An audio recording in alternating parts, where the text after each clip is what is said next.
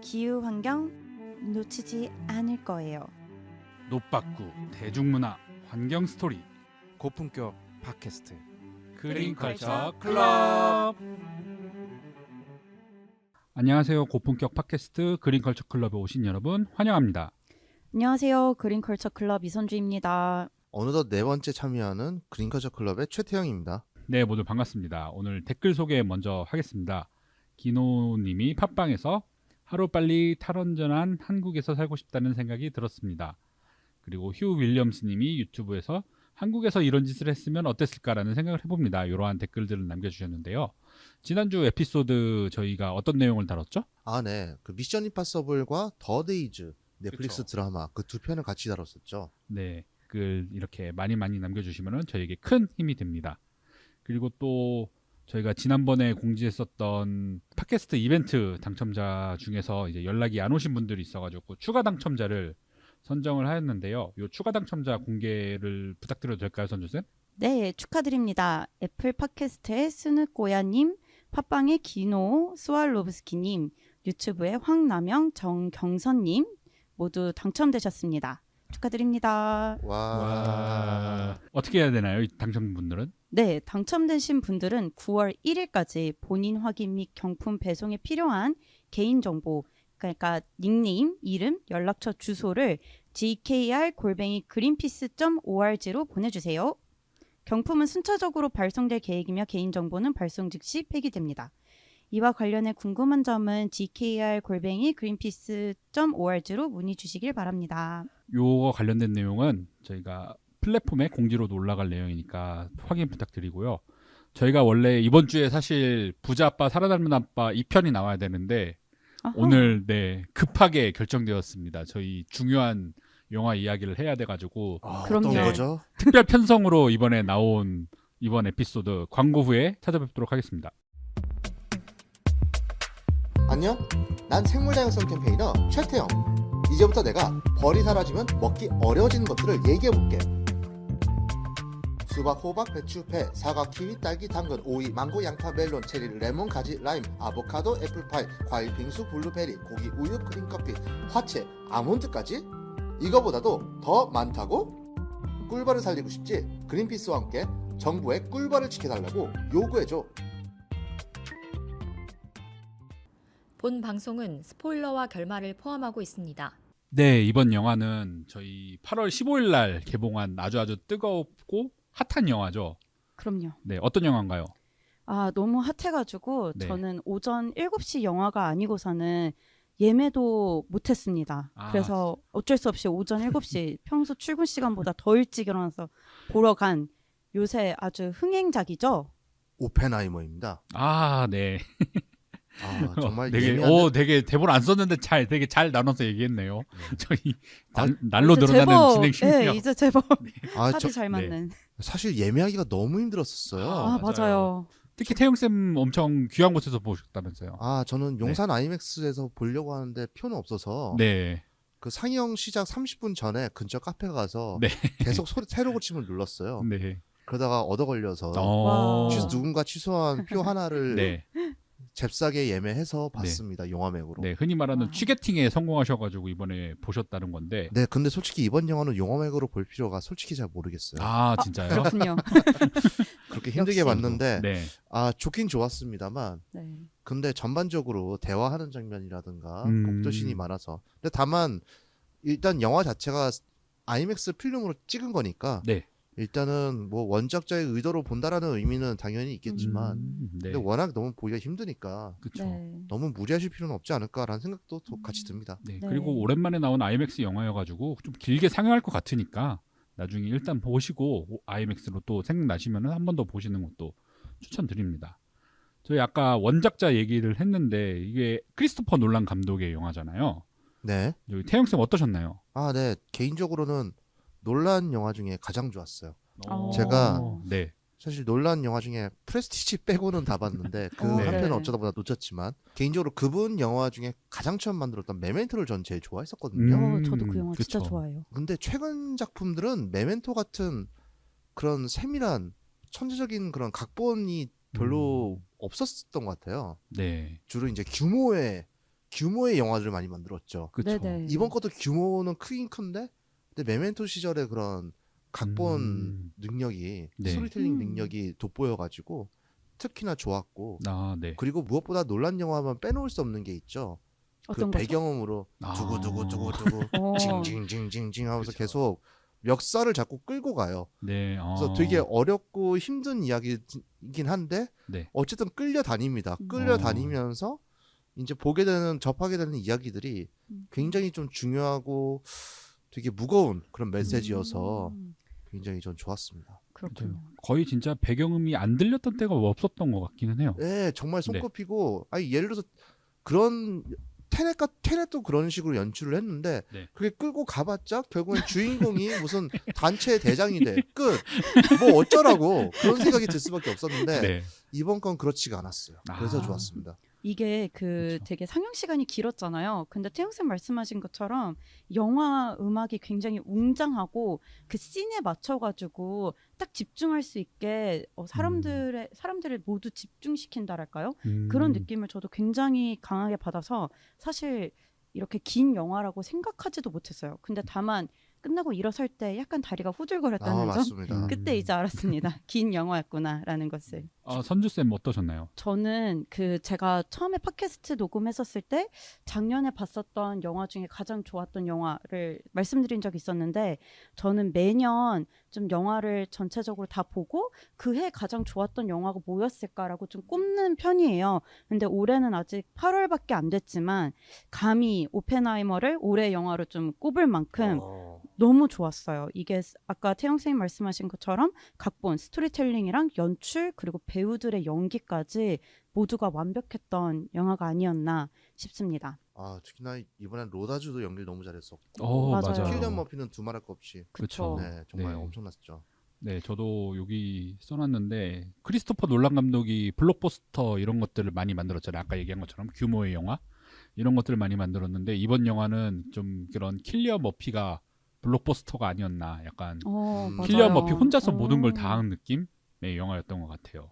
놀란 감독이 지금까지는 이런 영화를 만들지 않았는데 지금 이 오펜하이머가 첫 인물에 대한 전기 영화라고 해요. 네. 그래서 이 쌤들 말씀하신 것처럼 오펜하이머의 되게 인간적인 모습들을 되게 섬세하게 담으려고 했던 부분도 있었던 것 같고 그리고 영화를 보신 분들 중에 이제 나중에 후기들이나 뭐 다른 다큐멘터리를 찾아보시면 아시겠지만 오펜하이머가 실제로 했던 말들 그리고 이제 실제로 있었던 장면들을 좀 영화로 보여주는 것들이 있더라고요. 그래서 정말 이 인물에 대한 탐색을 그리고 공부를 정말 열심히 했다라는 거를 다시 한번 좀 알 수 있었습니다. 특히나 킬리안 머피의 외모 자체가 맞아요. 오펜하이머랑 너무 비슷하잖아요. 네. 이게 약간 사담일 수도 있는데 그 유튜브에 침착맨이 그 오펜하이머 이번에 광고 영상을 찍으면서 자꾸 그 진짜 오펜하이머랑 킬리안 머피랑 헷갈리는 게 나오는데 진짜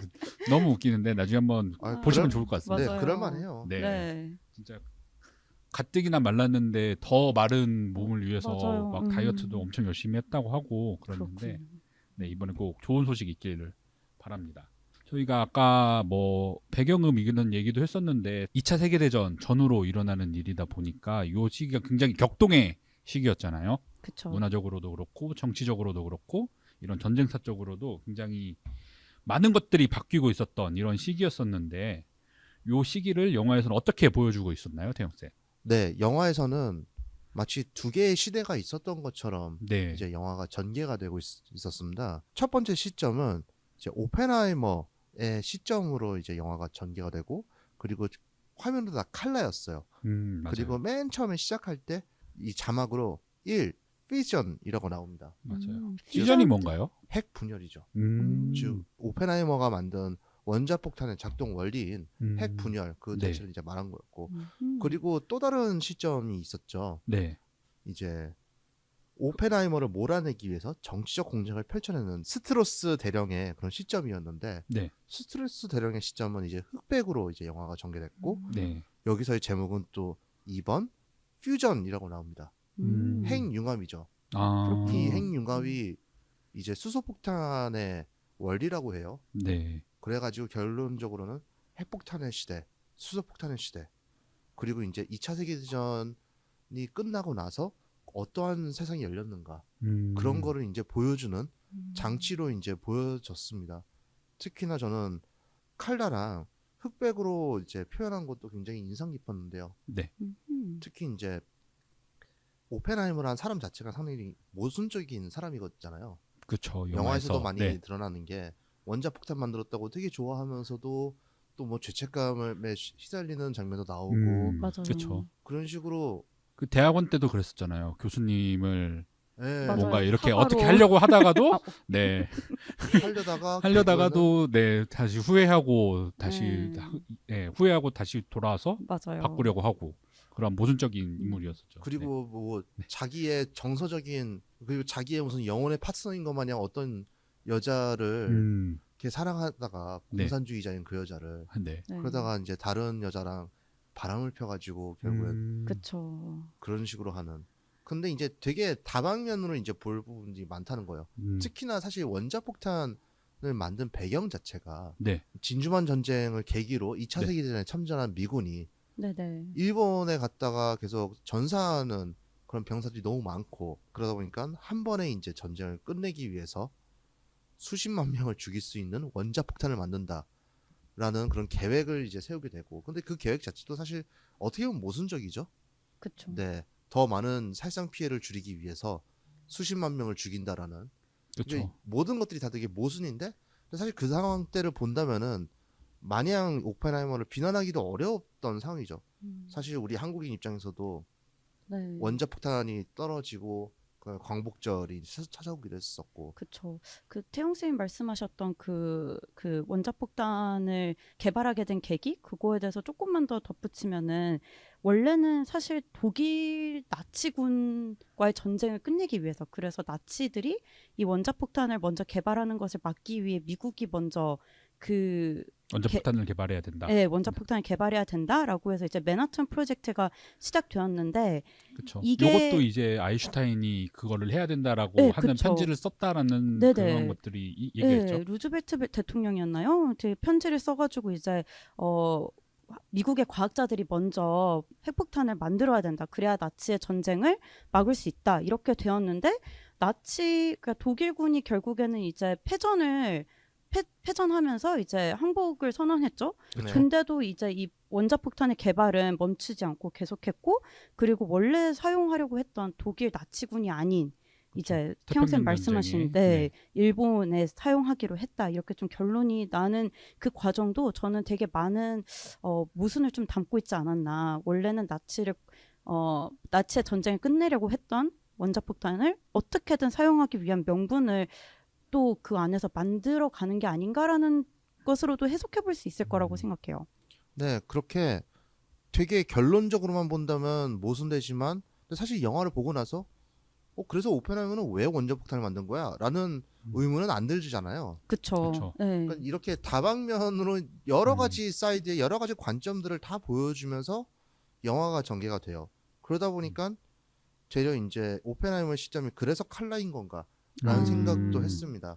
특히나 흑백 시점 나오는 스트루스 대령 같은 경우에는 네. 얘는 빨갱이야, 빨갱이가 아니야. 그거로만 이제 어떻게든 싸워서 나가려고 그러고 본인도 그쵸. 스스로 나는 이제 어둠 속에서 이렇게 네. 정치 공작 펴가지고 얘를 그쵸. 내보내려고 하는 거야. 그렇죠. 항상 라고 말을 네. 하는 그림자 속에 네, 있었다라고 그림자 얘기해요. 속에 있었다라고 말을 하잖아요. 네. 네. 그래서 이러한 모든 그런 각 인물들의 설정 그리고 상황들이 결국엔 칼라와 흑백으로 그렇게 표현이 된 것 같다라는 생각을 하고 있어요. 스트로스 제독이 흑백 논리가 있었던 그런 정치인이어서 이런 흑백으로 표현했다라는 것 자체도 굉장히 참신한 연출 방법인 것 같기도 합니다. 그렇게 설명하니까 훨씬 더 그 영화 이해는 더 잘 될 것 같습니다. 네, 오펜하이머가 핵무기를 만들어서 과연 전쟁 자체가 다 끝났는가라는 걸 진짜 묻는 작품이라고 저는 생각이 들었어요. 근데 제가 봤을 때는 그리고 이제 영화가 직접적으로 얘기하죠. 특히나 맨 마지막에도 이제 얘기하듯이 그러니까 연속되는 핵분열 때문에 대기권들이 전부 다 소멸해가지고 인류가 멸망할 수 있다라는 그런 계산식에 대한 그런 정답에 대해서 네. 오펜하이머가 브리플리하게 그런 결과를 초래했다라고 얘기를 하죠. 결국엔 그 계산대로 결국엔 되어버렸다. 그런 음. 식으로 이제 얘기를 했잖아요. 그래서 그렇죠. 네. 연쇄적인 폭발이 일어난 것이다. 아, 근데 그것이 결국에는 끊임없는 폭력의 시작이다 되려 라는 이제 얘기였던 것 같아요. 네. 그리고 2차 세계대전 이후에 어떠한 폭력이 벌어졌는가 그거를 스트로스 대령의 이야기로 이제 얘기를 한 것 같아요.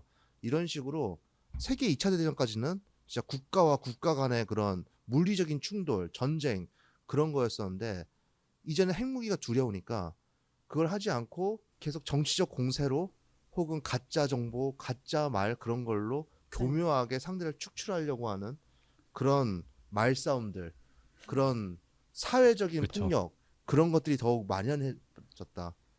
그러한 폭력들이 계속 반복되면 될수록 결국엔 우리 인류가 미래가 없어지지 않을까라는 아, 그런 메시지까지도 좀 느껴지긴 했습니다.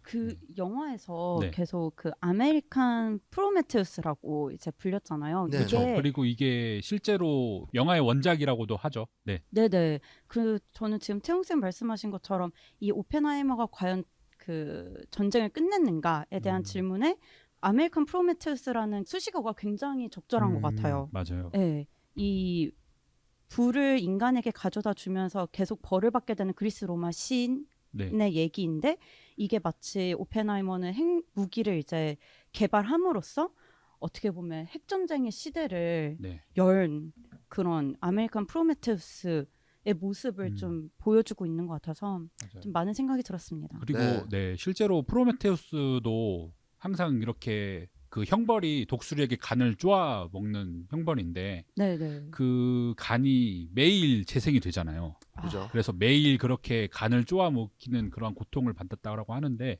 그런 부분이 이제 오펜하이머도 이제 원자폭탄을 개발한 이후에 이제 하루하루가 지옥 같은 그 청분해를 견뎌야 했다라는 게 그런 부분에서 참. 약간 더 프로메테우스랑 비슷한 느낌이 받았던 것 같습니다. 네, 특히나 원자폭탄을 만든 다음에 수소폭탄 개발 논의가 이루어졌을 때 영화에서도 나왔지만 반대를 계속했잖아요. 그렇죠. 수소폭탄의 제조를 반대하다가 결국에는 스트로스 대령의 정치적인 공세에 맞아요. 결국에는 밀려나게 되는 네네. 특히 이제 그 당시 미국 내에서 공산주의자를 전부 다 축출한다라는 목표로 벌어졌던 메카시 의원이 주도했던 메카시즘 운동이 네.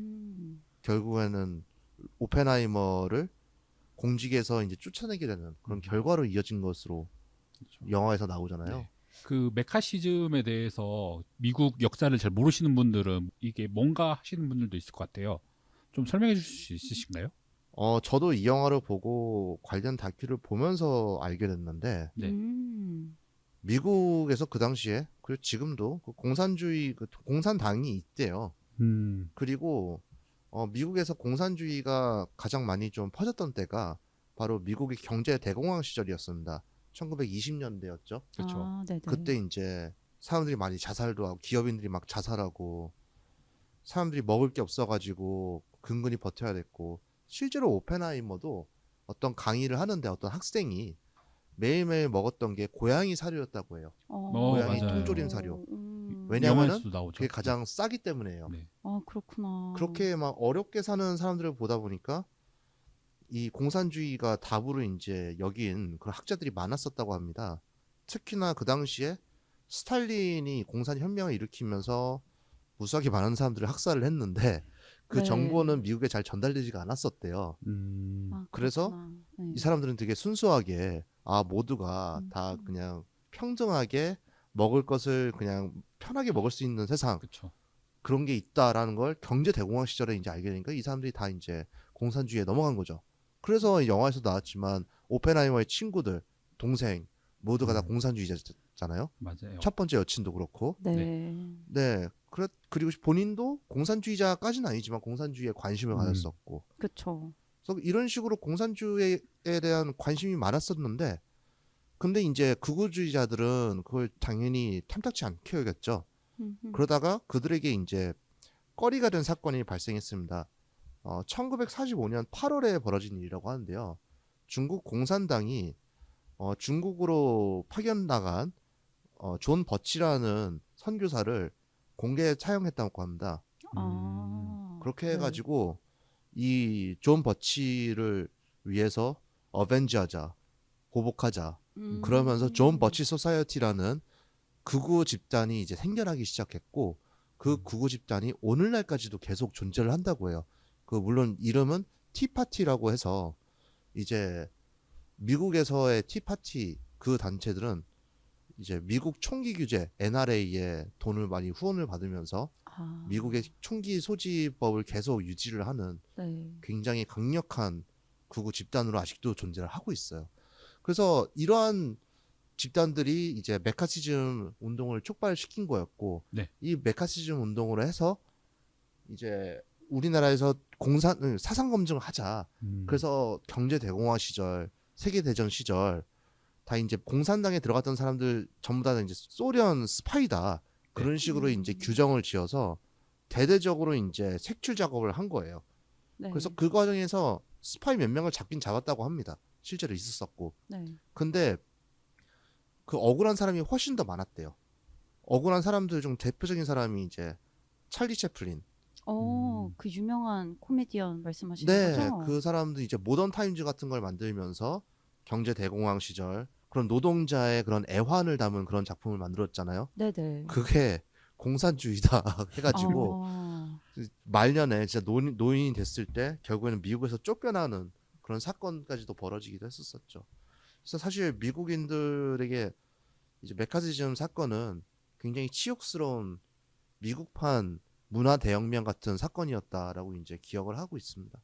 그 태용 쌤 말씀하신 것처럼 그때 저도 이 메카시즘에 대해서 잘 몰라가지고 이번에 좀 찾아봤는데 그때 당시에 이제 모던 아트라든지 아니면은 노조에 가입해서 이제 활동하신 분들이라든지 아니면은 핵무기에 반대하는 사람들 이렇게 좀 이런 부류의 사람들도 다 공산당 커뮤니스트가 아니냐라고 좀 몰아갔었대요. 그래서 저는 이거를 알고 다시 영화를 되돌아봤었을 때 그 영화 중간중간에 그 피카소 그림도 나오기도 하고 그렇죠. 네. 그리고 뭐 T.S. 엘리엇의 시나 아니면 스트라빈스키 음악 같은 것들도 앞부분에 많이 나오는데 요런 부분들이 이제 요렇게 막 격변하고 이런 모더니즘에서 이제 포스트 모더니즘으로 넘어가고 있는 현대 문학이나 문화계를 대표하고 있는 그런 사건들 중 하나인 거죠. 네네. 맞습니다.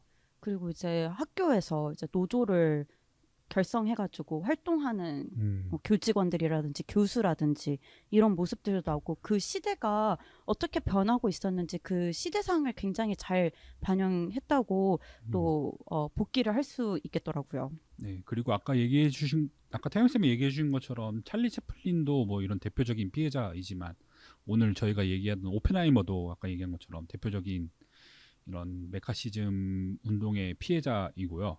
그리고 영화에서도 잠깐 등장했고 저는 그리고 왜 웃었는지 모르겠는데 이 분이 나올 때마다 웃더라고요. 이런 알버트 아인슈타인도 맞아요. 대표적인 이런 메카시즘 운동의 피해자였던 분이었죠. 네, 사실 그분 나올 때마다 뭔가 은근히 귀여워가지고 맞아요. 맞습니다. 유일하게 아는 얼굴이 나와서 맞아요. 웃은 것 같아요. 이제 문과생들도 네. 오 아인슈타인이다 이러면서 웃었던 것 같은데 특히나 오펜하이머를 다른 그 다큐를 한번 본 적이 있었었는데 네. 사실 오펜하이머가 이제 그 대기권이 전부 다 불타가지고 그러니까 지구가 다 멸망할 수도 있다라는 그런 계산식을 들고 이제 알버트 아인슈타인한테 가서 물어보잖아요. 그렇죠. 네. 네, 그거는 사실이 아니었다고 하더라고요. 하지만 그 아인슈타인이랑 같이 네. 교류를 많이 했었고 특히나 같은 대학교에 있었었대요, 미국에. 그리고 얼마 전에 가장 좀 TMI이긴 하지만 네. 아인슈타인이랑 오펜하이머랑 한번 체스 대결도 펼쳤다고 합니다. 오, 누가 이겼나요? 두 천재 대결. 아인슈타인이 이겼대요. 오, 되게 역시. 긴 네. 복잡한 그런 설명이 있었었는데 유튜브로 네. 와. 20분 막 길게 막 서로 막 치고받고 싸우고 뭐 네. 그랬다고 전 체스를 잘 몰라가지고 근데 어쨌든 아인슈타인이 이겼다고 하더라고요. 그래서 그 정도로 친한 친구였고 그래서 영화에서도 나오지만 오펜하이머한테 그러잖아요. 너 어차피 너가 없으면은 네. 원자폭탄이든 수소폭탄이든 못 만든다. 그러니까 너가 그냥 딴 나라 가라 그냥. 네. 왜 이런 식으로 계속 치욕을 받아야 되냐. 메카시즘의 그런 사냥이랑 계속 FBI가 와서 뒤지고 뭐하고 왜 해야 맞아요. 되냐. 그 당시에 이제 오펜하이머가 시즈러가 했다는 건 당신은 이해 못한다. 난 이 싸움을 계속 해야만 한다. 네. 라고 말을 해가지고 이제 아인슈타인이 에휴 저 바보 같은 놈이라고 말을 했다라는 후일담도 있다고 해요. 그래서 네. 그 정도로 계속 교류를 했다라고 하더라고요.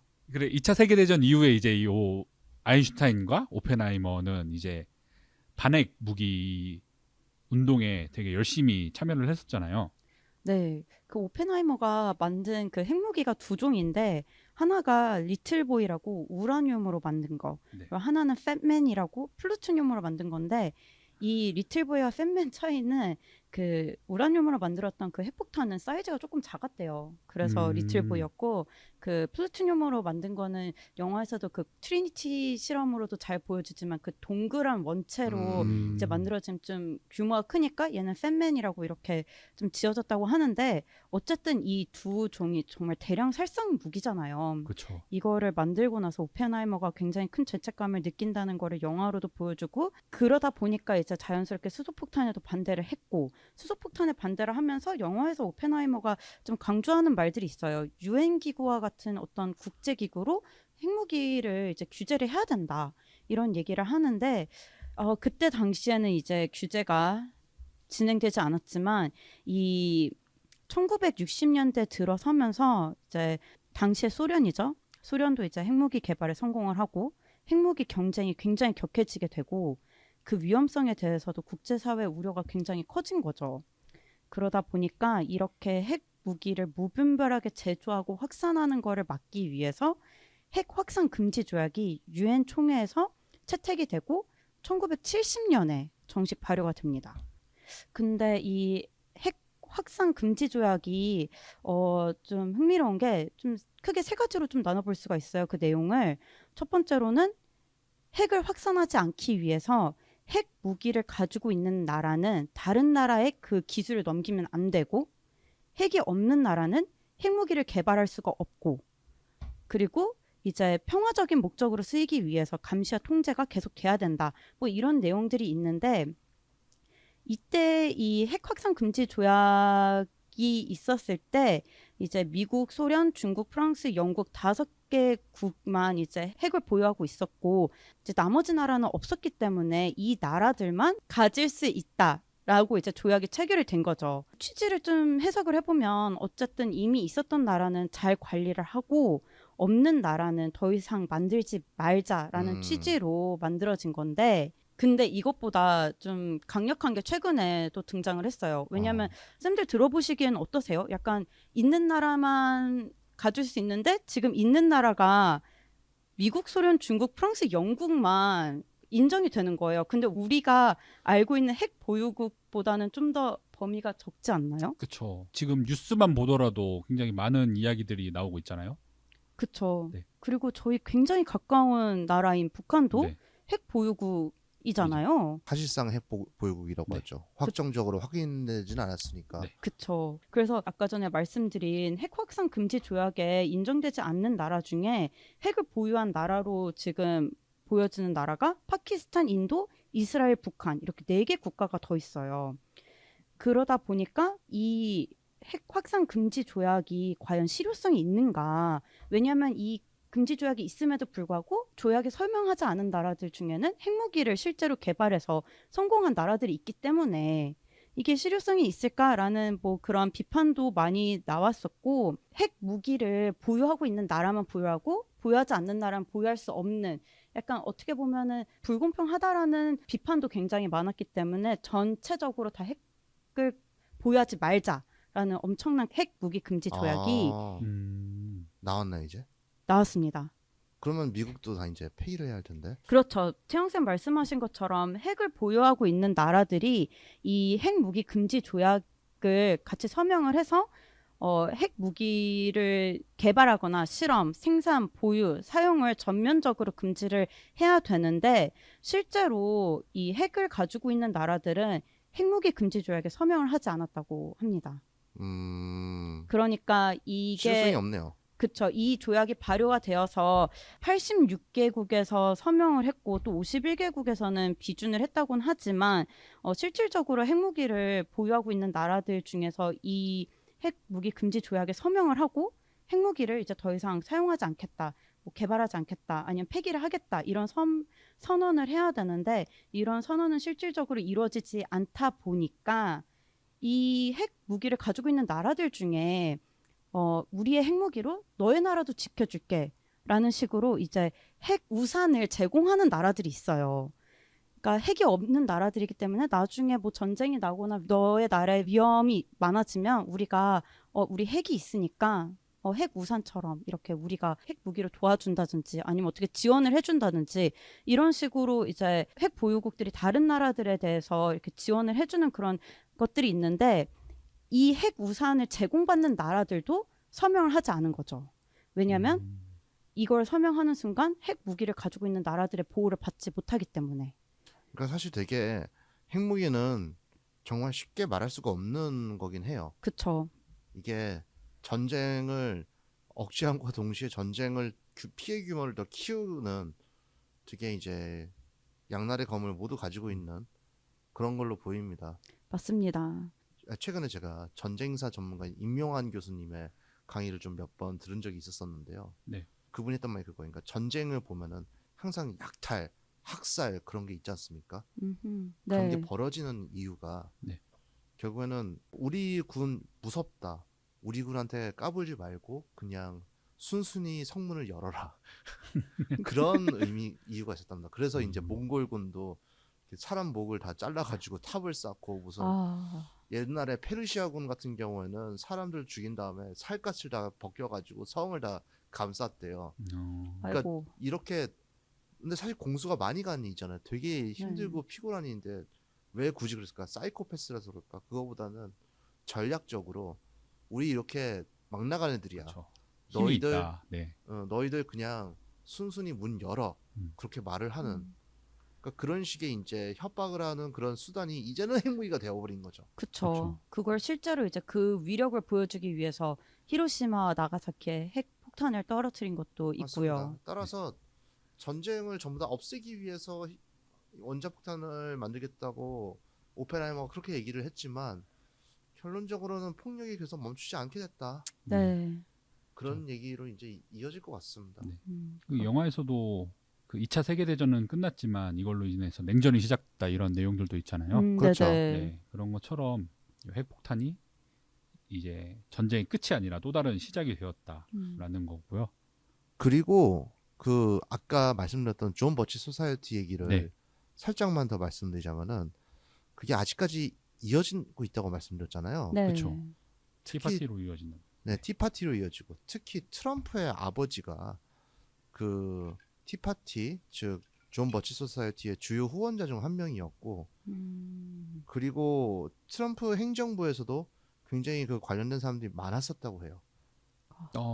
제가 티파티를 어디서 많이 들어봤나고 했더니 옛날 트럼프 정부 때 뉴스에서 들어봤었던 거 같네요. 그러고 보니까. 맞아요. 네. 그리고 이제 굉장히 익숙했었거든요. 그런 식으로 이제 미국 내에서 극우 세력의 그런 카르텔들의 중심이 되어 있고 그러면서 그들이 이제 기후 위기를 좀 부정을 하고 있었죠. 맞습니다. 네. 특히나 이제 트럼프 같은 경우에는 개인 트위터를 이용해가지고 네. 무슨 뭐 산불 가서 불 끄고 있지 않냐 이런 트윗도 날리고 그랬었죠. 네, 그런 캘리포니아 식으로 산불에서. 기후 변화를 네. 부정하면서 기존의 사업을 더 육성해야 된다 그런 식으로 얘기를 하고 있고 맞아요. 그러니까 결국에는 이런 원자폭탄으로 시작된 새로운 형태의 이런 폭력이 오늘날까지 계속 이어지고 있다. 네. 그리고 이제 우리의 기후 변화, 기후 대응 활동에도 네. 계속 얽히고 설키는 그런 상황이 되어오고 있다. 특히나 우리 단체는 정치적으로 중립을 굉장히 중요한 가치로 여기고 있고 저희 또한 정쟁화되는 걸 정말 원치를 않아요. 근데 정말 아쉽게도 정쟁화가 되면서 네. 계속 잘못된 논의 그리고 소모적인 논쟁에 반복되는 일이 너무 많아가지고 정말 답답하거든요. 근데 이런 거 역시 결국에는 이 오펜하이머에서 보여준 특히 스트로스 대령을 섹션을 통해서 보여준 그런 폭력 양상이 오늘날 기후변화 대응 활동에 대한 그런 소모적인 논쟁과 너무나 비슷하다. 네. 그렇게 얘기를 드리고 싶어요. 그 태용 쌤 말씀하시는 거 들어보니까 그 역사가 지금 살짝 반복되고 있는 것 같은 느낌이 드는 게 그때 당시에 이제 오펜하이머가 청문회를 통해서 계속 그 본인의 소신을 말을 하지만 그게 마치 이제 공산주의로 그러니까 수소폭탄을 개발하지 않겠다라는 그 소신과 의지가 이제 공산주의로 몰아가게 되는 그 현실로 이제 이어지게 됐는데 지금도 굉장히 많은 과학자들이 기후 변화에 대해서 소신 있는 발언들을 하잖아요. 네. 근데 그게 자칫 정치적으로 너무 정쟁화를 시켜버린다든지 아니면은 잘못 왜곡해서 그 사람의 그 과학자나 아니면 전문가의 의견을 완전 말살시켜버린다든지 이런 일들이 아직도 이어지고 있는 것 같아요.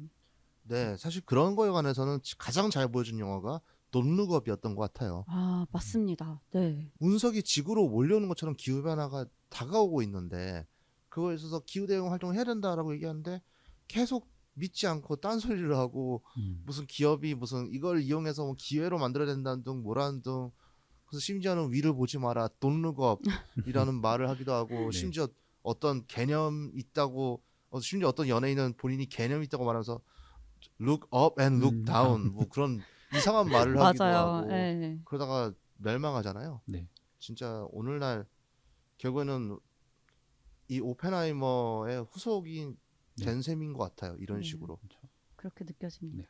그 스트로스 제도 청문회 때 굉장히 용기 있고 소신 있는 과학자가 나오잖아요. 이 라미 말렉이 연기한 데이비드 힐이라는 과학자 때문에 이 스트로스 제독이 이제 청문회에서 인사청문회에서 탈락한 것처럼 이제 기후 위기에 관련돼 가지고도 이제 과학자들이 지금 행동하고 있고 실제로 소신 있는 그러한 이야기들을 하고 목소리들이 많아지고 있는 만큼 이런 기후 위기의 심각성에 대해서도 다시 한 번 더 많은 사람들이 제대로 알 수 있는 그런 기회가 되기를 바랍니다.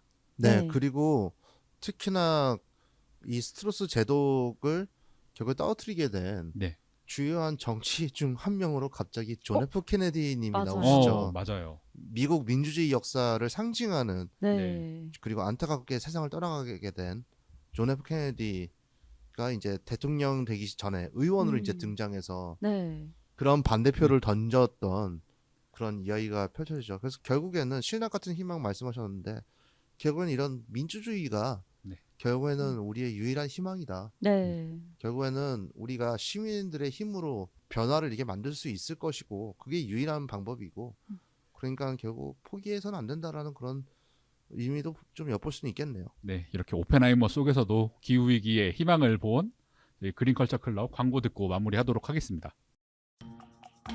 그린피스 자원봉사를 만나고 자원봉사가 재밌어졌다. 그린피스 자원봉사 함께하고 좋은 변화가 시작됐다. 플라스틱 제로 해양보호부터 기후위기 대응까지. 그린피스 자원봉사자는 환경보호 메시지를 널리 알리기 위한 다양한 캠페인을 함께 만들어갑니다. 지구를 위한 긍정적인 일을 시작하고 싶으시다면 지금 바로 검색창에 그린피스 자원봉사를 검색해 자원봉사자로 등록하세요. 네, 쌤들 마지막으로 준비했는데 못했던 말 이런 거 있으신가요? 1분 스피치 드립니다. 뭐 이것저것 굉장히 많았는데 이제 더 이상은 얘기하면은 네. 이거 편집하는 다경 쌤도 너무 힘들 것 같고요. 네.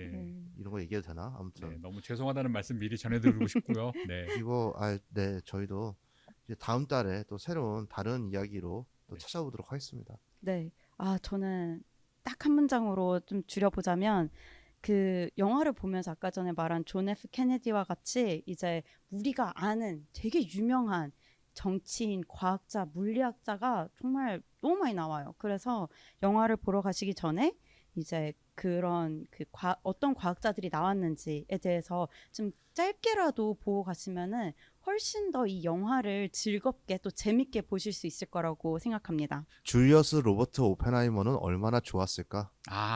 그쵸. 그 얘기 또 놓치면 안 되죠. 네. 이거 얘기를 와, 안 진짜 했어. 평론가 아니십니까? 와.